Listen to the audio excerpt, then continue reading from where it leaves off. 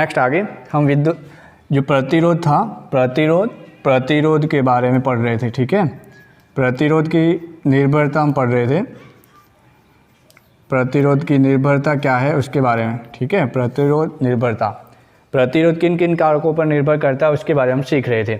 अब यहाँ पे नेक्स्ट आगे हमने कहा था कि जो प्रतिरोध होता है वो किस चीज़ पर निर्भर करता है। फर्स्ट तो ये कि चालक जो होता है, चालक की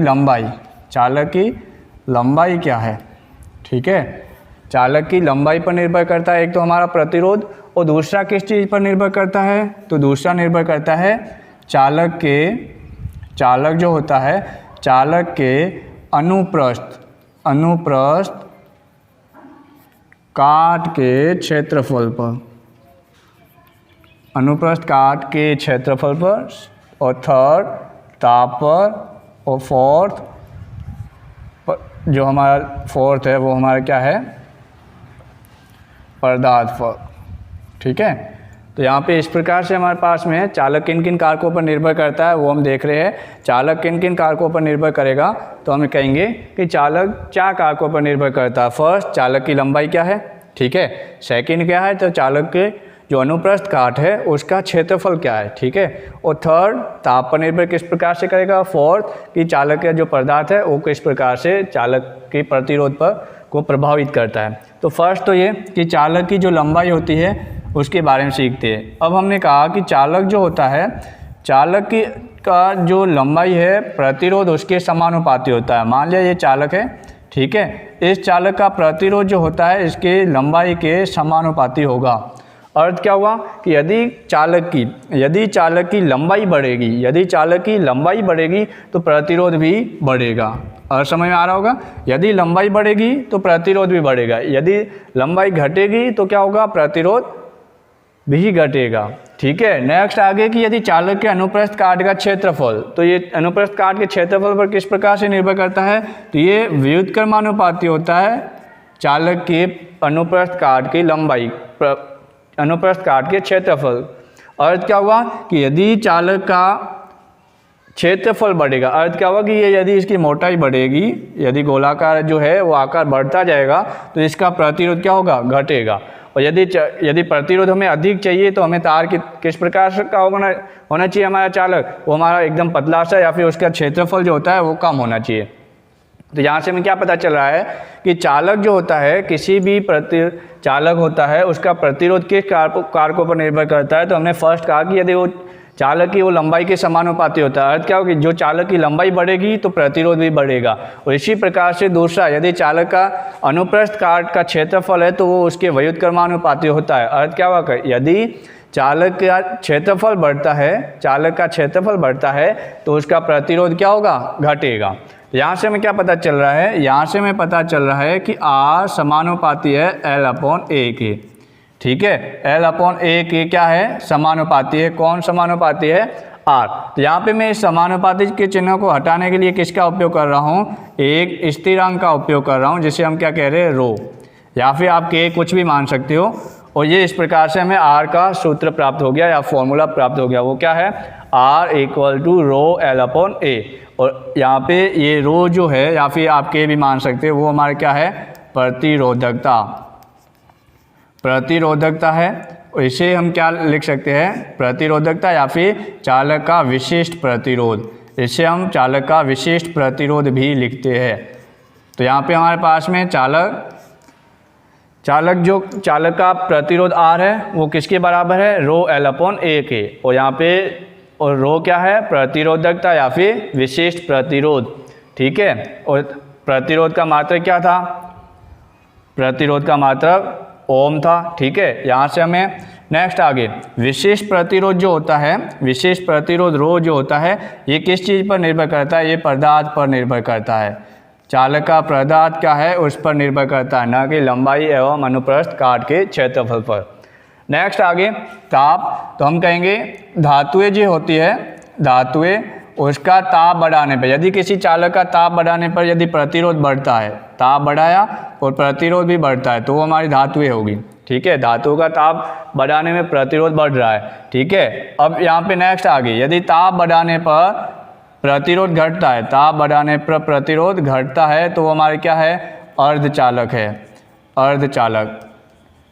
ताप बढ़ाने पर प्रतिरोध बढ़ता है तो अर्थ क्या हुआ कि वो चालक है, अर्धचालक। और फिर हमारे पास में नेक्स्ट आगे कि एक समय पर या फिर ताप कम करने पर या फिर ताप शून्य करने पर, एक समय पर या फिर ताप का एक निश्चित मान पर उसका प्रतिरोध क्या हो जाता है, प्रतिरोध शून्य हो जाता है। प्रतिरोध किसी चालक का ताप कम या ज़्यादा या फिर एक ऐसा पॉइंट हमें प्राप्त होगा जिस पर प्रतिरोध क्या हो जाता है, प्रतिरोध शून्य हो जाता है, उससे हम क्या कहते हैं, अतिचालक कहते हैं। तो चालक क्या होता है, ताप बढ़ाने पर प्रतिरोध बढ़ता है, चालक ताप बढ़ाएंगे प्रतिरोध बढ़ेगा, अर्धचालक ताप बढ़ाएंगे प्रतिरोध घटेगा, और अतिचालक क्या होते हैं, तो एक ऐसा ताप जिस पर प्रतिरोध क्या हो जाता है, शून्य हो जाता है, उससे हम क्या कहते हैं, अतिचालक कहते हैं। तो इस प्रकार से चालक के बारे में है। यदि किसी चालक का प्रतिरोध किस पर निर्भर करेगा, तो फर्स्ट तो ये कि चालक की लंबाई पर, सेकंड क्या है, तो चालक के अनुप्रस्थ काट के क्षेत्रफल पर, और फिर नेक्स्ट आगे कि ताप पर किस प्रकार से निर्भर करेगा। तो हमने कहा कि यदि चालक है तो इसका प्रतिरोध ताप बढ़ाने पर बढ़ता है, अर्धचालक है तो प्रतिरोध ताप बढ़ाने पर घटता है, और अतिचालक तो एक ऐसा ताप जिस पर प्रतिरोध क्या हो जाता है, शून्य हो जाता है। तो पदार्थ, तो अलग अलग पदार्थ के बारे में हम पढ़ेंगे कि यदि अलग अलग प्रकार के पदार्थ का यदि कोई चालक है तो इसका प्रतिरोध भी अलग अलग होगा।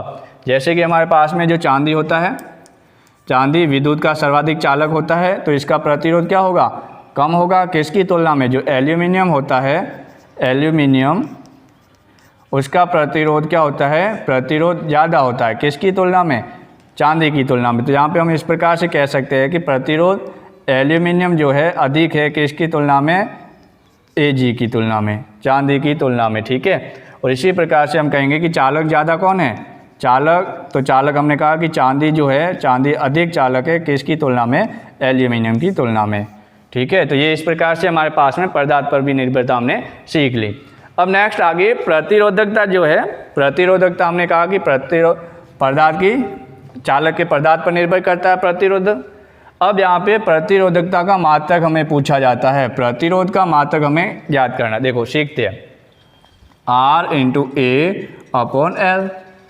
यहाँ से हमें यही पता चल रहा है, यहाँ से हमें ये पता चल रहा है, क्या पता चल रहा है, यहाँ से हमें देखो रो क्या है, रो R/A हमने कर दिया, और अपॉन में क्या है, L है। यहाँ से मैं फिर से आगे लिख रहा हूँ, रो R जो R होता है उसका मात्रक क्या होता है, ओम, ठीक है। और जो क्षेत्रफल होता है उसका मात्रक क्या होता है, मीटर स्क्वायर, और अपॉन लंबाई क्या है, मीटर। तो इस प्रकार से हमें यहाँ पे क्या प्राप्त हो गया, रो का मात्रक या फिर प्रतिरोध का मात्रक क्या प्राप्त हो गया, ओम इंटू मीटर। तो यहाँ पे हमने ये सीखना भी सीख लिया कैसे निकालते हैं प्रतिरोध या फिर मात्रक किस प्रकार से निकालते हैं। तो हमने मात्रक किस प्रकार से निकाला, प्रतिरोधकता क्या होती है, प्रतिरोधक चालक की पदार्थ पर निर्भर करती है। यहाँ से हमें सूत्र से पता चला कि प्रतिरोधकता क्या होती है, R/A/L होता है, R/A/L होता है। पहले हमने पढ़ रखा है कि प्रतिरोध जो होता है उसका मात्रक क्या होता है, ओम, और जो चालक होता है उसका जो क्षेत्रफल होता है, क्षेत्रफल का मात्रक क्या होता है, मीटर स्क्वायर, और लंबाई का मात्रक क्या है, मीटर। तो मीटर से मीटर कट गया, कैंसिल हो गया। तो जो रो है प्रतिरोधकता है, इसका मात्रक क्या हो गया, ओम इंटू मीटर। तो इसे हम याद रखेंगे, ओम इंटू मीटर। तो ये हमारा क्या है, ये हमारा प्रतिरोधकता का मात्रक है। तो ये इस प्रकार से हमारे पास में प्राप्त हो गया। अब हम नेक्स्ट आगे जब पढ़ेंगे तो प्रतिरोधक की संयोजकता पढ़ेंगे या फिर संयोजन पढ़ेंगे, जो अलग अलग प्रकार के संयोजन है, जैसे कि समांतर क्रम संयोजन, जिसे पार्श्व संयोजन भी कहते हैं, या फिर श्रेणी क्रम संयोजन। इसके आधार पर हम कुछ प्रश्न भी करने वाले हैं।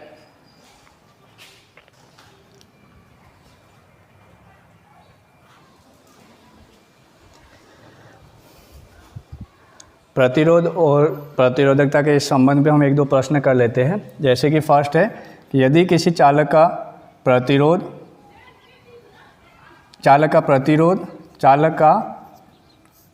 ज्ञात करना है, प्रतिरोध ज्ञात करे यदि उसकी लंबाई पहले की आधी हो जाती है, आधी हो जाती है। ठीक है, तो यहाँ पे प्रतिरोध के बारे में ज्ञात करना है कि पहला प्रतिरोध, या फिर यदि कोई चालक था, जैसे कि मान लिया ये कोई चालक है, इसका पहले प्रतिरोध R था, अब उसकी लंबाई क्या हो गई, आधी हो गई है। अब लंबाई आधी होने के बाद में R2 जो होता है, या फिर उसका मान क्या होगा, या फिर वो पहले की तुलना में कितना रह जाएगा, इस प्रकार का प्रश्न है। ठीक है, मैंने सरल से भाषा में लिखा है कि चालक का प्रतिरोध ज्ञात करना है। क्या करना है, यदि मान लिया कि चालक का पहले प्रतिरोध R था, ठीक है, अब हमें क्या करना है, प्रतिरोध की जो लंबाई है या फिर जो चालक की लंबाई है वो आधी कर दिए। अब दूसरे वाला जो प्रतिरोध प्राप्त होगा वो पहले की तुलना में कितना होगा, यही हमें ज्ञात करना है। इस प्रकार का प्रश्न है। ठीक है, तो हम हल कर रहे होंगे। फर्स्ट तो ये कि हमें प्रतिरोध का जो सूत्र है वो लिख लेते हैं, L/A, ये हमारे पास में सूत्र है। अब मान लिया कि चालक का पहले प्रतिरोध क्या था, R1 था। जब R1 था तो रो वही का वही था, L भी वही था, और फिर जो L वही का वही था और A भी वही था।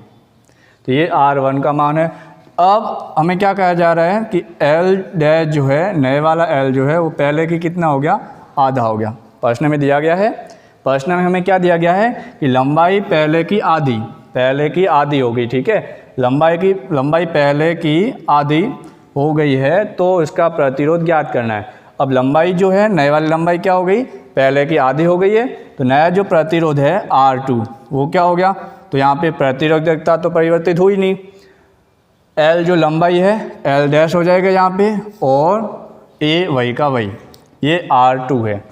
अब यहाँ पे नेक्स्ट आगे R2 बराबर क्या हो गया, L रो L डैश का मान कितना है, L/2 और A। ठीक है, अब इन दोनों का अनुपात निकाल लेते हैं, R1/R2।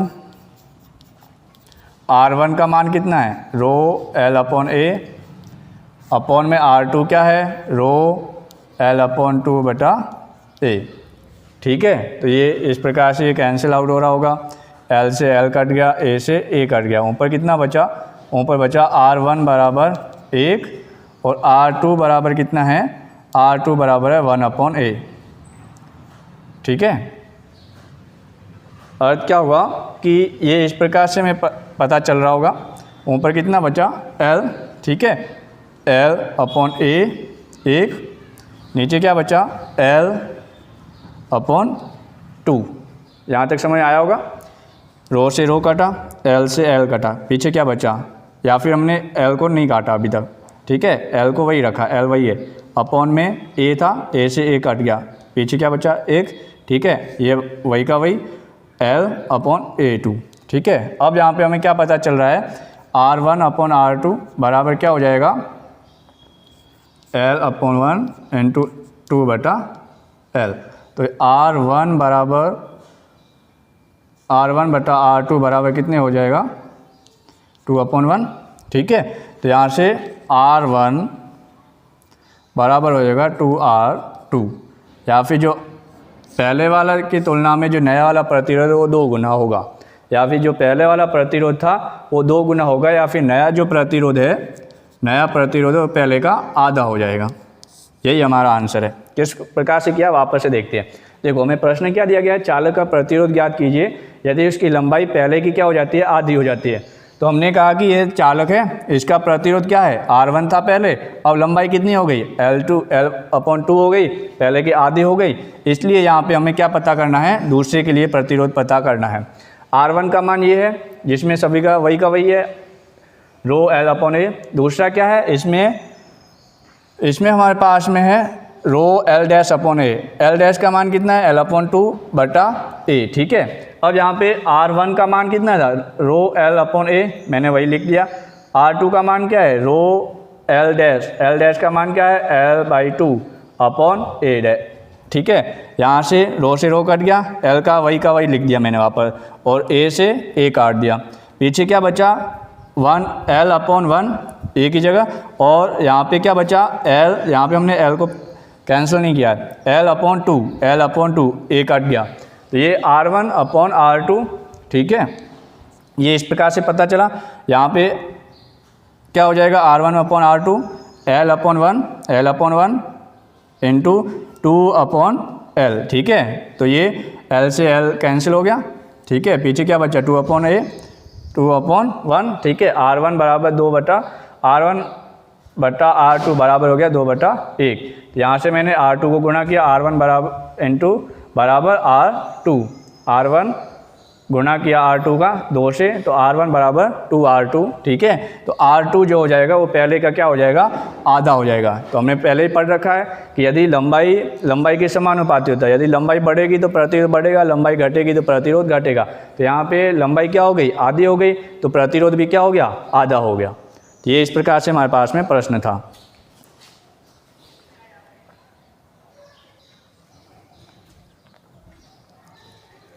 इसी समस्या के आधार पर इसी प्रॉब्लम के आधार पर एक और प्रश्न करते हैं। जैसे कि हमें दिया गया है चालक का प्रतिरोध ज्ञात कीजिए। चालक का प्रतिरोध ज्ञात कीजिए, प्रतिरोध ज्ञात कीजिए। कंडीशन क्या है, यदि लंबाई पहले की क्या हो जाती है, दुगुनी, लंबाई पहले की क्या हो जाती है, दुगुनी, और क्षेत्रफल जो है अनुप्रस्थ काट का क्षेत्रफल, अनुप्रस्थ काट का क्षेत्रफल वो क्या हो जाता है, तो अनुप्रस्थ काट का क्षेत्रफल क्या हो जाता है, वो हो जाता है हमारा आधा, ठीक है। तो यहाँ पे इस प्रकार से हमारे पास में प्रश्न है। प्रश्न क्या है कि प्रतिरोध का, चालक का प्रतिरोध ज्ञात कीजिए। चालक का क्या ज्ञात करना है, प्रतिरोध ज्ञात करना है। चालक का प्रतिरोध ज्ञात करना है यदि लंबाई पहले की क्या हो जाती है, दुगुनी, और अनुप्रस्थ काट का क्षेत्रफल क्या हो जाता है, पहले का आधा हो जाता है। तो इस प्रकार का हमारे पास प्रश्न है जिसे हमें हल करने की कोशिश करनी है। देखो फर्स्ट जो कंडीशन दिया गया है उसी के बारे में मैं लिख देता हूँ।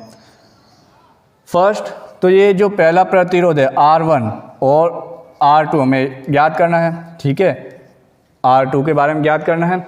अब पहला जो R1 है वो हमारे पास में क्या है, वह RL/A है, ρL/A है। ये हमारे पास में फर्स्ट समीकरण है, ठीक है। पहले के जो कन्फ्यूजन हो सकता है पहले जो हमने किया उसमें, तो यहाँ पे वापस से अच्छे से सीखते हैं। तो वैसे भी हमारे पास में R का सूत्र क्या है, L/A, ρL/A। तो उसी में हमने लिखा है R1 में तो कुछ परेशानी थी नहीं, क्यों, क्योंकि पहले तो प्रतिरोध का माना कि हमारा प्रतिरोध यही था। अब R2 के लिए कंडीशन जो है, कंडीशन क्या है वो सीखते हैं, ठीक है। R2 के लिए कंडीशन क्या है, फर्स्ट तो ये जो L जो है, L डैश जो नए वाली या फिर L2 है वो क्या है, पहले की दुगुनी है, तो वो L1 की क्या है, दो गुनी है। तो ये हमने लिख दिया 2L, ठीक है। ये R2 के लिए। और अनुप्रस्थ काट का क्षेत्रफल, तो A2 क्या है, A2 का मान क्या हो जाएगा, पहले का आधा। तो पहले मान लिया A था, अब क्या हो गया, आधा हो गया। पहले हमने A माना है, अब क्या हो गया, आधा। तो इसके हिसाब से R2 क्या हो गया, R2 ρL/A2, ये हमने लिख दिया, ठीक है। यहाँ तक समझ आया होगा। अब नेक्स्ट आ गया हमें प्रतिरोध के बारे में पता। यहाँ से हमारा R2 का मान क्या हो गया, R2 बराबर ρL2 का मान क्या है, 2 × L/A2 का मान क्या है, A/2, ठीक है। तो यहाँ से हमें क्या पता चल रहा है, R2 बराबर क्या हो जाएगा, R2 बराबर, तो यहाँ पे हम देख रहे होंगे ρ2L/1/A/2, ठीक है। R2 मैंने A का भाग दे दिया, माना कि हमने A का भाग दे दिया, 2 ρL/1 × 2/A, ये इस प्रकार से बचेगा। तो R2 का मान क्या है हमारे पास में, R2 का मान है 4 ρL/A, ठीक है। ये R2 का मान है। अब R1 और R2 इन दोनों का अनुपात निकाल लेते हैं, ये इस प्रकार से, ठीक है। अनुपात निकाला क्या हो जाएगा, R1 का मान कितना है, ρL/A, ठीक है। R2 का मान कितना है, 4 ρL/A, ठीक है। अब यहाँ से हम R1/R2 बराबर क्या हो जाएगा, ρL/A × A/4/L, ठीक है। ये इस प्रकार से पता चल गया। A से A कट गया, रो से रो कट गया, ठीक है। यहाँ पे रो था, रो से रो कट गया, एल से एल कट गया, तो R1/R2 क्या हो गया 1/4, ठीक है। तो R2 बराबर क्या हो जाएगा, R2 बराबर हो जाएगा 4 × R1 के। तो R2 जो नया वाला प्रतिरोध है वो हमारा क्या हो जाएगा, पहले वाले प्रतिरोध का 4 गुना हमारे को प्राप्त होगा। कैसे किया वापस से सीखते हैं। प्रतिरोध ज्ञात करना था चालक का, ठीक है। लंबाई पहले की क्या हो गई, आधी हो गई। कंडीशन हमने लिख दी, लंबाई पहले की दुगुनी हो गई, तो हमने लिख दिया। और अनुप्रस्थ काट का क्षेत्र पहले का क्या हो गया, आधा हो गया। अब नेक्स्ट आगे R1 का मान तो यही है, रो L/A, ठीक है, जो हमारा सूत्र है वही है। अब दूसरा जो है R2 के लिए हमें रो L2/A2, ठीक है, ये हमें पता चल गया। यहाँ से मैंने R2 का मान निकाला है। L2 का मान कितना है 2L, और A2 का मान कितना है A/2, ठीक है। R2 बराबर रो L2L/1 मैंने कर दिया। यदि 1 का भाग देंगे कोई फ़र्क नहीं पड़ रहा होगा, ताकि हमें सीखने को मिले अच्छे से। A/2, ठीक है, 2 रो L/1 ऊपर वाला जो भाग है, इनटू ये जब मेन का गुणा करेंगे तो क्या हो जाएगा, जब 4 नंबर पे वो ऊपर चला गया गुणा में, और अपॉन A, ठीक है। तो यहाँ से हमें क्या पता चल गया 4 रो L/A, ये हमारे पास में पहला मान है R2। तो अब R1 का मान कितना है, R1/R2 करना है हमें, ठीक है। दोनों का अनुपात ज्ञात करके ही करेंगे। R1 बराबर रो L/A और R2 का मान 4 रो L/A, ठीक है। R1/R2 क्या हो गया, रो L/A, वही का वही कर लिया। 4 नंबर पे था वो ऊपर चला गया, 4 रो L, फिर हमने इनको कैंसिल किया, रो से रो कट गया, A से A कट गया, L से L कैंसिल हो गया। फिर पीछे क्या बचा 1/4, R1/R2 बराबर 1/4, ठीक है। तो R2 बराबर क्या हो गया, R2 बराबर हो गया 4 × R1। तो अर्थ क्या होगा कि जो नया वाला प्रतिरोध होगा वो हमारा पहले के प्रतिरोध का 4 गुना होगा। तो ये इस प्रकार से प्रतिरोध के ऊपर कुछ जो क्वेश्चन थे वो हमने सीखने की कोशिश की है कि चालक का प्रतिरोध किन कारकों पर निर्भर करता है, और इस प्रकार से हम इस प्रकार के प्रश्न किस प्रकार से हल करेंगे।